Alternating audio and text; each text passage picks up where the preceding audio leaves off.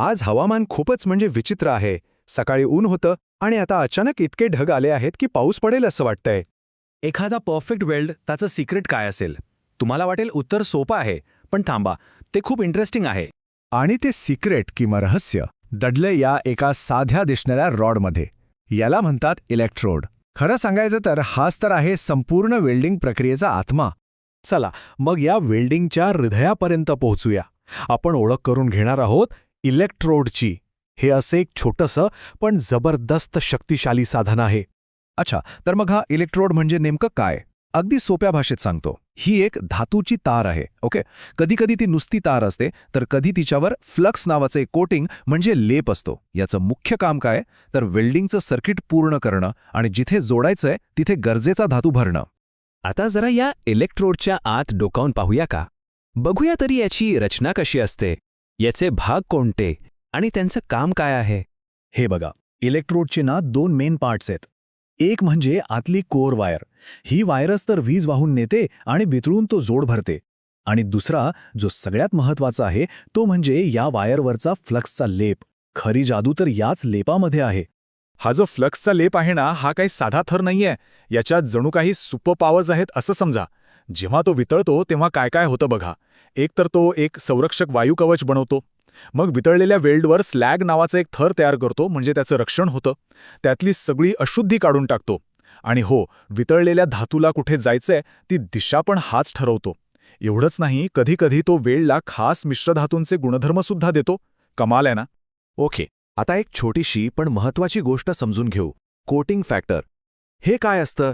तर सोपं आहे. जो फ्लक्सचा लेप आहे त्याचा व्यास आणि आतली जी तार आहे तिचा व्यास यांचं गुणोत्तर. या फॅक्टरवरूनच आपल्याला कळतं की इलेक्ट्रोडवर किती जाड लेप आहे. लाईट आहे, मीडियम आहे की एकदम हेवी. आता बघा, प्रत्येक कामासाठी आपण वेगवेगळी हत्यारं वापरतो, बरोबर? तसंच आहे इकडे. प्रत्येक वेल्डिंग जॉबसाठी वेगळा इलेक्ट्रोड लागतो. आणि हा फरक कशामुळे पडतो? तर त्यांच्यावर असलेल्या वेगवेगळ्या कोटिंगमुळे. आपण दोन महत्त्वाचे प्रकार बघूया. एक आहेत सेल्युलोसिक इलेक्ट्रोड.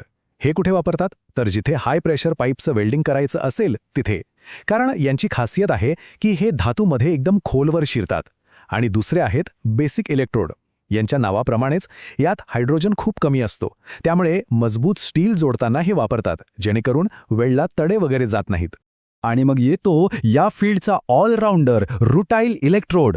हा सगळ्यात जास्त वापरला जातो. का? कारण याचा आर्क एकदम स्मूथ चालतो आणि वेल्डिंग झाल्यावर जो वरचा स्लॅगचा थर असतो ना, तो काढायला एकदम सोपा जातो. चला, आता येऊया सगळ्यात इंटरेस्टिंग पार्टकडे. तुम्ही कधी पाहिलंय का? प्रत्येक इलेक्ट्रोडवरनं एक कोड लिहिलेला असतो. E1718, E6013 असं काहीतरी. पहिल्यांदा बघितलं की वाटतं हे काय रहस्य आहे? पण काळजी नका करू. आज आपण हा कोड डिकोड करणार आहोत.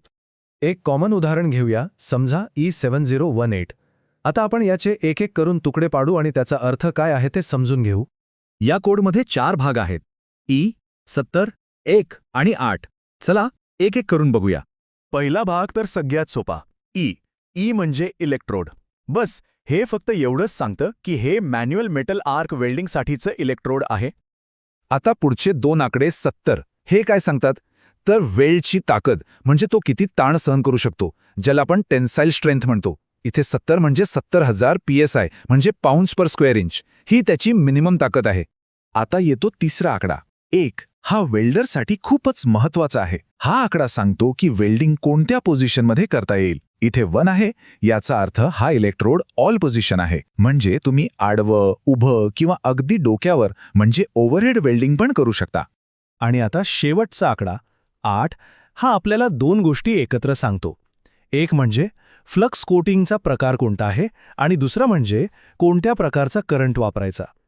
आपल्या उदाहरणात 8 म्हणजे हे एक लो हायड्रोजन कोटिंग आहे आणि याला DC+ करंट लागतो, म्हणजे डिरेक्ट करंट पॉझिटिव्ह.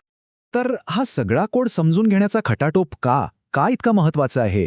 कारण योग्य हत्यार निवडणं हे फक्त आपलं काम सोपं करत नाही, तर ती एक अत्यंत महत्त्वाची गरज आहे. एक गोष्ट कायम लक्षात ठेवा, योग्य इलेक्ट्रोड निवडणं म्हणजे फक्त वेल्ड चांगला दिसेल असं नाही. याचा थेट संबंध सेफ्टीशी आणि त्या पूर्ण स्ट्रक्चरच्या मजबूतीशी असतो. चुकीचा इलेक्ट्रोड म्हणजे तुम्ही एका मोठ्या धोक्याला आमंत्रण देताय. तर आता तुम्हाला हा कोड कसा वाचायचा हे कळलंय, हे रहस्य आता उलगडलंय. आता विचार करा, या ज्ञानाचा वापर करून तुम्ही काय नवीन घडवू शकाल?